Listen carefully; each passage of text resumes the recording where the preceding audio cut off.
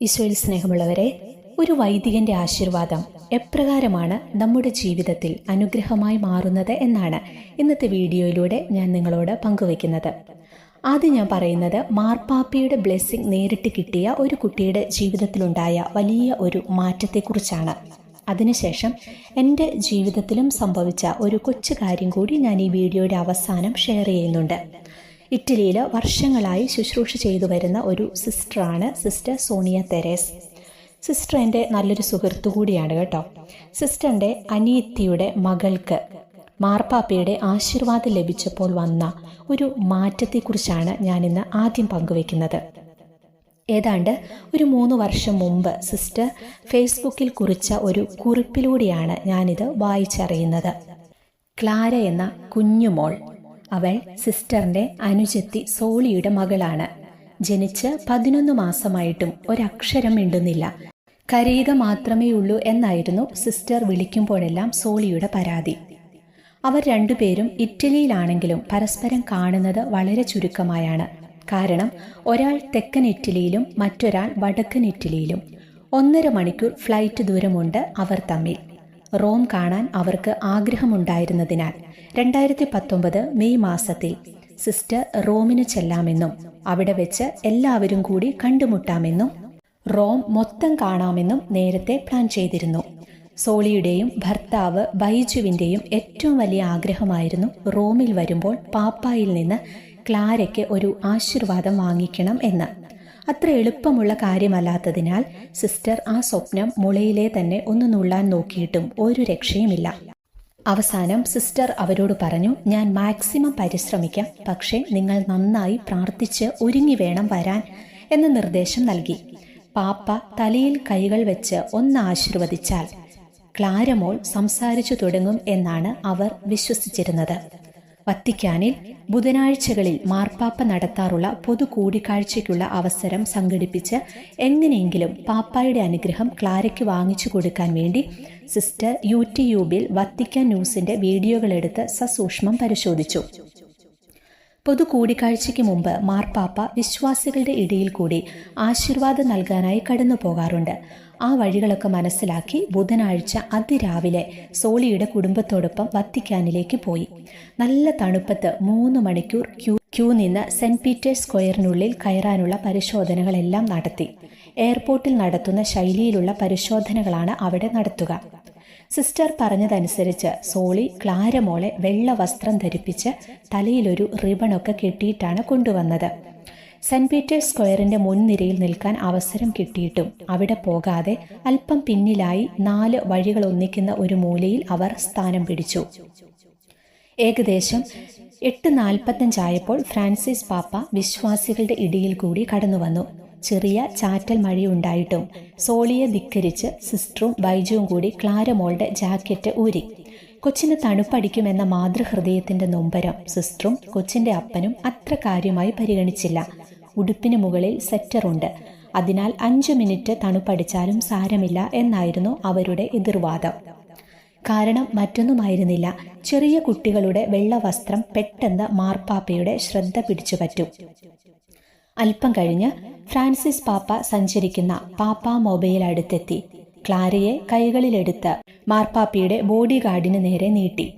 ദൈവാനുഗ്രഹത്താൽ പാപ്പ mobile speed കുറച്ചു.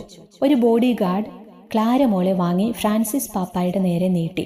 മാർപ്പാപ്പ ക്ലാരയെ ഒന്ന് തലോടി നെറുകയിൽ ഒരു ചുംബനം നൽകി.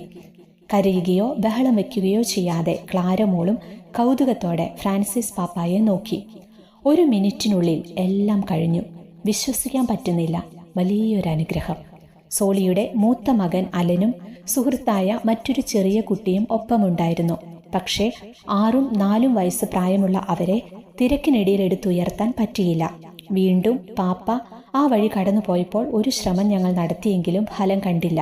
എന്തായാലും ഒരാൾക്കെങ്കിലും പാപ്പായുടെ ആശീർവാദം കിട്ടിയതുകൊണ്ട് സംതൃപ്തരായി. ഇനിയാണ് കേട്ടോ ക്ലൈമാക്സ്. ക്ലാരയെ മാർപ്പാപ്പ ആശീർവദിച്ച സന്തോഷത്തിൽ കോൺവെന്റിൽ തിരിച്ചെത്തി. സോളി ക്ലാരയ്ക്ക് ഭക്ഷണം കൊടുക്കുന്നതിനിടയിൽ ക്ലാരയുടെ വിളി, അമ്മേ! എല്ലാവരും അത്ഭുതം കൂറി. ഏകദേശം 11 മാസമായിട്ടും കമാന്നൊരക്ഷരം മിണ്ടാത്ത ക്ലാര അമ്മേ അപ്പ എന്നൊക്കെ പറയാൻ തുടങ്ങി. തീർച്ചയായും ഫ്രാൻസിസ് പാപ്പായുടെ ആശീർവാദം ശരിക്കങ്ങേറ്റു. അന്നു മുതൽ ഇന്ന് വരെ ക്ലാര മോളുടെ വായടപ്പിക്കാൻ പാടുപെടുകയാണ് സിസ്റ്ററിന്റെ സഹോദരി സോളി. അഹ്റോന് ദൈവം നൽകിയ അനുഗ്രഹത്തെക്കുറിച്ച് തിരുവചനത്തിൽ ഇപ്രകാരം എഴുതിയിട്ടുണ്ടല്ലോ. പ്രഭാഷകന്റെ പുസ്തകം 45-ാം അധ്യായം 15-ാം തിരുവചനത്തിലാണ് നമ്മളത് വായിക്കുന്നത്.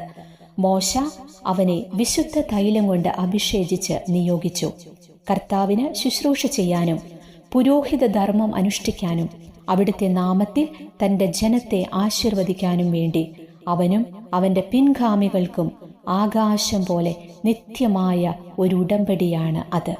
കർത്താവിൻ്റെ അഭിഷിക്തരിൽ നിന്ന് ലഭിക്കുന്ന ആശീർവാദം എത്രമാത്രം ശക്തമാണെന്ന് ഇത് കേട്ടപ്പോൾ നിങ്ങൾക്ക് മനസ്സിലായി കാണും. നമ്മുടെയൊക്കെ വീട്ടിൽ വൈദികർ വരുമ്പോൾ മക്കളുടെയൊക്കെ തലയിൽ കൈവച്ചൊന്ന് പ്രാർത്ഥിക്കാനും ഒരു ആശീർവാദം കൊടുക്കാനും ഒക്കെ പറയണം. ഇന്ന് പലർക്കും വൈദികരോടൊക്കെ പുച്ഛമാണ്. അവർ നമ്മളെപ്പോലെ തന്നെ മനുഷ്യരാണ്, തെറ്റുകുറ്റങ്ങളൊക്കെ ഉണ്ടാകാം. പക്ഷേ അവർ എത്ര തെറ്റ് ചെയ്താലും അവർ നമുക്ക് നൽകുന്ന ഒരു ബ്ലെസ്സിങ്ങിന് പോലും സ്വർഗം വലിയ വില കൽപ്പിക്കുന്നുണ്ടെന്ന് മറക്കാതിരിക്കാം. 2 മാസം മുമ്പ് എനിക്ക് അതിശക്തമായ പനിയും ചുമയും വന്ന് പനി മാറിയിട്ടും ചുമ മാറാതെ ഞാൻ വളരെയേറെ കഷ്ടപ്പെട്ട ദിനങ്ങൾ. മരുന്ന് വാങ്ങി കഴിച്ചിട്ടും ഒരു കുറവുമില്ലാതെ വിഷമിച്ച ദിവസങ്ങളിലൊന്നും ഞാൻ വീഡിയോ ചെയ്യാതിരുന്നപ്പോൾ എൻ്റെ ശബ്ദത്തിൽ മാറ്റം വന്നപ്പോൾ നിങ്ങളിൽ പലരും ചോദിച്ചിരുന്നു എന്തു പറ്റിയെന്ന്. രാത്രിയായാൽ മുഴുവൻ സമയവും എഴുന്നേറ്റിരുന്ന് ചുമയായിരുന്നു. ഒട്ടും ഉറങ്ങാൻ പറ്റാത്ത അവസ്ഥ. വീട്ടിൽ നിന്ന് പ്രിയപ്പെട്ടവരുടെ കളിയാക്കിയുള്ള ചില ചോദ്യങ്ങൾ. എപ്പോഴും പ്രാർത്ഥനയുമായിട്ട് നടന്നിട്ട് എന്തുകൊണ്ടാണ് നിന്റെ ചുമ നിനക്ക് പ്രാർത്ഥിച്ചു മാറ്റാൻ പറ്റാത്തത്? അപ്പോൾ അവരോടൊക്കെ ഞാൻ തമാശ രൂപത്തിൽ പറഞ്ഞു, ഈ നിസ്സാര കാര്യത്തിന് ചുമ്മാ ഈശോയെ ശല്യപ്പെടുത്തണോ? ഇതിലും വലിയ ബുദ്ധിമുട്ടിലൂടെയും രോഗാവസ്ഥകളിലൂടെയും ഒക്കെ കടന്നു പോകുന്ന മക്കളുടെ സൗഖ്യത്തിനായി ഞാൻ എൻ്റെ ഈ സഹനവും എൻ്റെ ഉറക്കമില്ലാത്ത രാത്രികളുമൊക്കെ ഞാൻ കാഴ്ചവെച്ച് പ്രാർത്ഥിക്കുകയാണ്. ഒരിക്കലും എൻ്റെ ചുമ മാറാനായിട്ട് ഞാൻ പ്രാർത്ഥിക്കത്തില്ല എന്ന് പറഞ്ഞു. അങ്ങനെ ഒരാഴ്ച കടന്നുപോയി കേട്ടോ, യാതൊരു മാറ്റവുമില്ല. ഒരു രാത്രി നിർത്താതെ ചുമ വന്നിട്ട് ശ്വാസം കിട്ടാത്ത അവസ്ഥയായി. അന്ന് എനിക്ക് ഒരുപാട് സങ്കടം തോന്നി. അറിയാതെ ഞാൻ കരഞ്ഞുപോയി. ആദ്യമായിട്ട് പ്രാർത്ഥിക്കില്ല എന്ന് പറഞ്ഞ് ഞാൻ ആദ്യമായിട്ട് പ്രാർത്ഥിച്ചു, ഈശോയെ ഈ ചുമയൊന്ന് മാറ്റിത്തരണമേ എന്ന്. പെട്ടെന്നാണ് ഞങ്ങളുടെ ഫാമിലി ഫ്രണ്ടായ ഒരു വൈദികൻ എന്നെ വിളിക്കുന്നത്.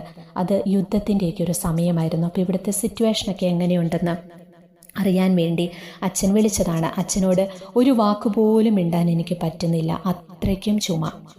എൻ്റെ ചുമ കേട്ട് പേടിച്ചിട്ട് അച്ഛൻ പറഞ്ഞു, കൊച്ചേ നീ ഹോസ്പിറ്റലിൽ പോയി ഒരു ഇഞ്ചക്ഷൻ വല്ലതും അങ്ങ് എടുക്കുക, അല്ലാതെ ഈ ചുമ മാറുമെന്ന് തോന്നുന്നില്ല. അച്ഛൻ അങ്ങനെ പറഞ്ഞ് ഫോൺ വയ്ക്കാൻ നേരം പെട്ടെന്നുള്ളിലൊരു പ്രേരണ. ഞാൻ അച്ഛനോട് ചോദിച്ചു, അച്ഛൻ്റെ പൗരോഹിത്യത്തിൻ്റെ അധികാരം ഉപയോഗിച്ച് ഇപ്പോൾ എനിക്ക് വേണ്ടി ഫോണിലൂടെ ഒന്ന് പ്രാർത്ഥിക്കാമോ? എന്നെ അവിടെ ഇരുന്ന് അച്ഛനൊന്ന് ബ്ലെസ് ചെയ്യാമോ? ഈ ചുമയൊന്ന് ശ്വാസിക്കാമോ? ബന്ധിച്ചൊന്ന് പ്രാർത്ഥിക്കാമോ? ഞാൻ മടുത്തു അച്ഛ ചുമച്ച്.